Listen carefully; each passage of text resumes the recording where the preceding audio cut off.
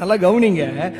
2 Corinthians 5:17 சொல்லுது, இப்படி இருக்க ஒருவன் கிறிஸ்துவுக்குள் இருந்தால் புது சிருஷ்டியாய் இருக்கிறான், பழையவைகள் எல்லாம் ஒளிந்து போயின, எல்லாம் புதிதானது. உங்களை பார்த்து சொல்றேன், கடந்த வாழ்க்கையை, நீங்க பட்ட வேதனையை, நீங்க பட்ட அவமானத்தை, நீங்க பட்ட எல்லா காரியத்தையும் குறிச்சு யோசிச்சு நீ அதிலேயே வாழ்றத விட்டு விடுங்க.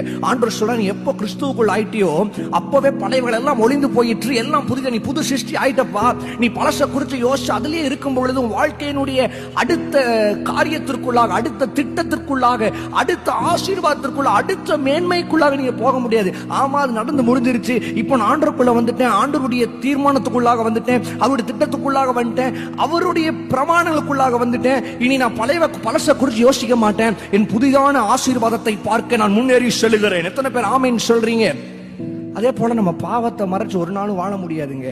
அதான் வசனம் சொல்லுது பாருங்க, நீதிமொழி 28:13, தன் பாவங்களை மறைக்கிறவன் வாழ்வடைய மாட்டான், அவைகளை அறிக்கை செய்து விட்டு விடுகிறவனோ இரக்கம் பெறுவான். இன்னைக்கு உங்களை பார்த்து சொல்றேன், நீங்க மனுஷனுக்கு முன்னாடி போய் நான் அதை செஞ்சுட்டேன், நான் இப்படி பண்ணிட்டேன், என்ன மன்னிங்க, அதெல்லாம் கேட்க வேண்டாம். ஆண்டவர்கிட்ட நீங்க மன்றாடி ஜெபிச்சு அதை அறிக்கையிட்டு விட்டு விடுகிறவனோ இரக்கம் பெறுவான்.